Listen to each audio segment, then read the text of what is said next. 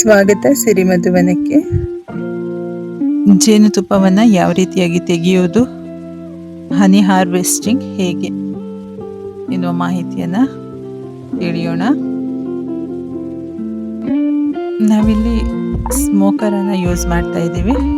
ಬೇಕಾದಲ್ಲಿ ಮುಖಪರದೆಯನ್ನು ಕೂಡ ಬಳಸ್ಕೋಬಹುದು. ನಿಧಾನವಾಗಿ ಜೇನುಗೂಡನ್ನು ಮೇಲ್ ಮುಚ್ಚಳವನ್ನು ಓಪನ್ ಮಾಡಬೇಕು. ಈ ಜೇನು ಪೆಟ್ಟಿಗೆ ಮೇಲೆ ಸಣ್ಣದಾಗಿ 2 ಸಾರಿ ಬಡಿಯೋದ್ರಿಂದ ಅವುಗಳಿಗೆ ಏನೋ ಒಂದು ಮೆಸೇಜ್ ಕೊಟ್ಟ ರೀತಿ ಇರುತ್ತೆ.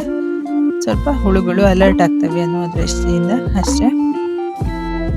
ಹಾಗೆ ನಿಧಾನವಾಗಿ ಸ್ಮೋಕರನ್ನು ಎಷ್ಟು ಬೇಕೋ ಅಷ್ಟೇ ಸ್ವಲ್ಪನೇ ಬಳಸ್ಕೋಬೇಕು. ಜಾಸ್ತಿ ಸ್ಮೋಕರ್ ಯೂಸ್ ಮಾಡಿದರೆ ಹುಳುಗಳಿಗೂ ಕೂಡ ನಮ್ಮ ಥರನೇ ನಮಗೆ ಹೇಗೆ ಹೊಗೆ ಕಷ್ಟ ಆಗುತ್ತೋ ಅವುಗಳಿಗೂ ಸಹ ಕಷ್ಟ ಆಗುತ್ತೆ. ಸೊ ಸ್ವಲ್ಪನೇ ಸ್ಮೋಕರನ್ನು ಬಳಸಬೇಕು.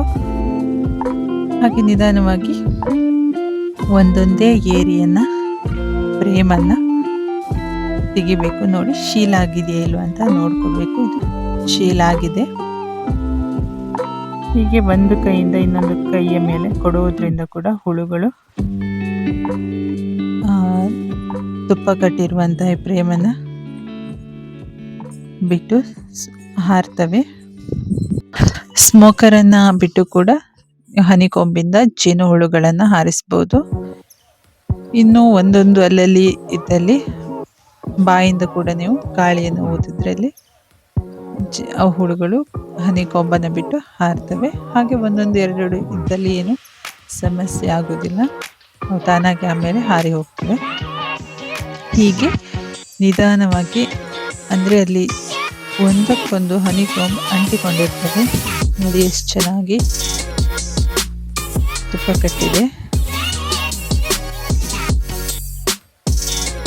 ಹೀಗೆ ಸೇಮ್ ಪ್ರೊಸೀಜರನ್ನು ಬಳಸುವಂಥದ್ದು.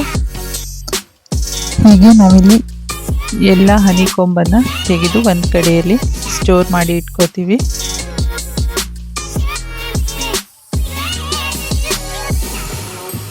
ನೋಡಿ ಎಷ್ಟೊಂದು ಚೆನ್ನಾಗಿ ಶೀಲ್ ಆಗಿದೆ.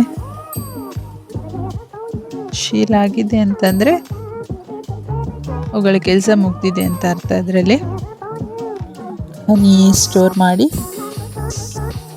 ಶೀಲ್ ಮಾಡಿಬಿಟ್ರೆ ಫಿನಿಶ್ ಆಗಿದೆ ವರ್ಕ್ ಅಂತ.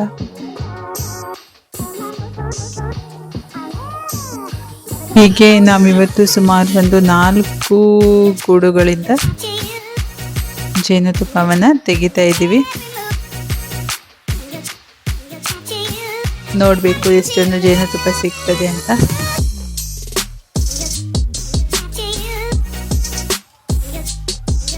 ನಾನಿಲ್ಲಿ ಜಸ್ಟ್ ಡೆಮೋ ತೋರಿಸ್ತಾ ಇರೋದಷ್ಟೇ.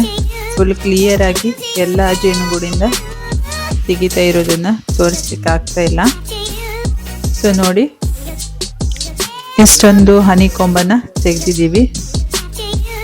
ಸೊ ಈಗ ಇದರಿಂದ ಹನಿನ ಯಾವ ರೀತಿಯಾಗಿ ತೆಗಿಬೋದು, ಅಂದರೆ ನೆಕ್ಸ್ಟ್ ಪ್ರೊಸೀಜರ್ ಏನು ಅನ್ನೋದನ್ನು ತಿಳಿಸ್ತೀನಿ.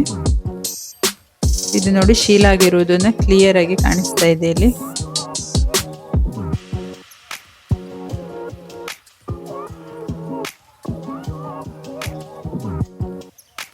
ನೋಡಿ ಪ್ಯೂರ್ ಹನಿ ಹೇಗಿರುತ್ತೆ ಅಂತ. ವಾವ್, ಸೂಪರ್ ಅಲ್ಲ?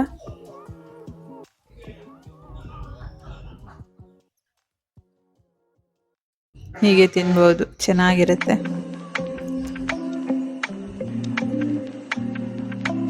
ಪ್ಯೂರ್ ಹನಿ. ಈ ಹನಿ ಅನ್ನೋದು ಇದೇ ಸೇಮ್ ಕಲರಲ್ಲಿ ಇರುತ್ತೆ ಅಂತ ಹೇಳಲಿಕ್ಕಾಗೋದಿಲ್ಲ.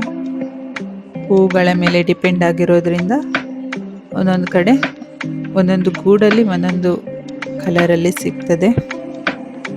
ಸೊ ಇದು ಈ ಕಲರಲ್ಲಿದೆ. ಇದರ ನೆಕ್ಸ್ಟ್ ಪ್ರೊಸೀಜರ್ ಬಂದು ಹನಿಕೊಂಬಿಂದ ಹನಿಯನ್ನು ಬೇರ್ಪಡಿಸುವಂಥದ್ದು.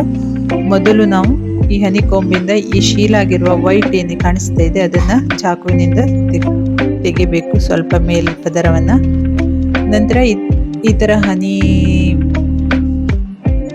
ತೆಗೆಯುವ ಈ ಮಿಷನ್ ಏನಿದೆ ಇದರಲ್ಲಿ ಒಂದೊಂದು ಹನಿಕೊಂಬನ್ನು ಈಗ ಒಂದೊಂದು ಗ್ಯಾಪ್ ಏನು ಕಾಣಿಸ್ತಾ ಇದೆ ಅದರ ಒಳಗಡೆ ಇಟ್ಟು ಈ ರೀತಿಯಾಗಿ ತಿರ್ಸೋದ್ರಿಂದ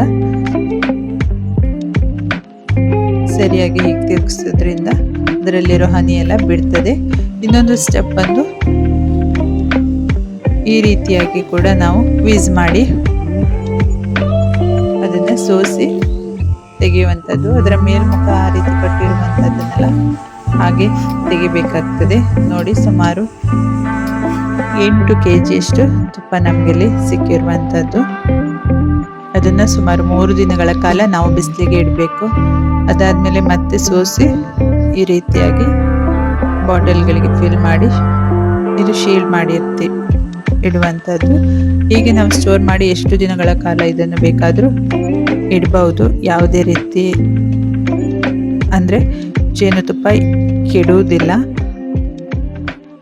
ವರ್ಷ ಕಳೆದಂತೆ ಅದಕ್ಕೆ ಔಷಧಿಯ ಗುಣ ಹೆಚ್ಚುತ್ತಾ ಹೋಗ್ತದೆ ಅಂತ ಹೇಳ್ತಾರೆ.